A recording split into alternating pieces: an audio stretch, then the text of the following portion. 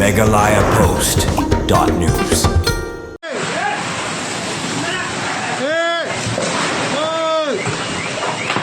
Kombasis pangut kibriu kiladu no ela kajengim hadin kajengtir jong Lapbah ubajur rungkat bat ke Erlangthari hakaleng kibenta jong kejela Uttar Pradesh henen kesngi kekalai tarik jemang arajar arpun riu laong ketelong kubur ke NDTV. Hakawai negi durki kabala sapriang hakilat patai kubur ayo i awai briu balasya kenting hakatei ke Erlangthari kabapen i ya kajengklan bor jong katei Jinglynshop kamariang katkum ketelong kubur balayo lum layat huru babon nakidi yang kisi berkipos elektrik kila syapan kelem hakatei ke Erlangthari nalor kejengsya penjulor jong ki babon teliki yang kisem hakaleng kejela nakaliang menteri rengba kejela Uttar Pradesh Yogi Adityanath ulapan pau ya kejeng sengulam syakitei kilong yang kibamat ya kejeng jabas ngusi berhukum ru ya ki officer kejela ban aya kalar jengera pisa syakilanot hapo ka arpusau kenta kapraya grants kadai kabala syakta hakani Jinglynshop kamariang hakaba arpu wingut kiladu no ela jingim barkat prangut kibladu ela jingim habadhui sipongut hamirzapur prangut pratapgar bat barili bat sangut hasitapur bat chandauli susu layo jengtebru kumba arngut kiladu no ela jingim hakanpur dehan hardoi bat sampal nalor kiwi de kijaka ha kejela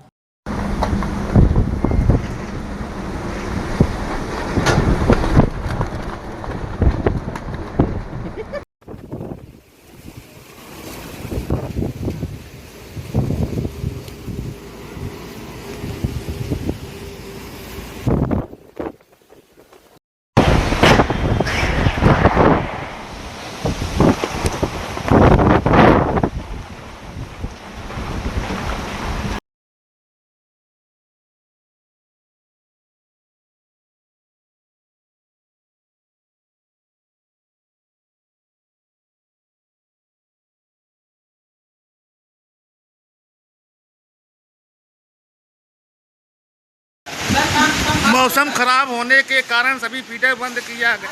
बहुत करे आंधी पानी और मौसम एकदम बेहद खराब है।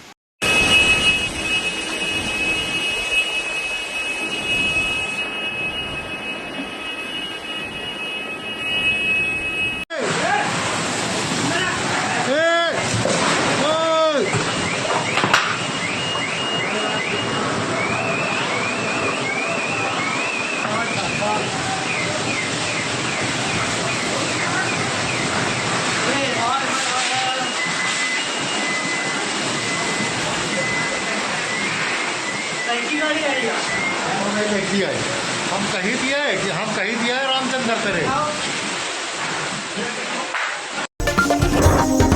MeghalayaPost.news.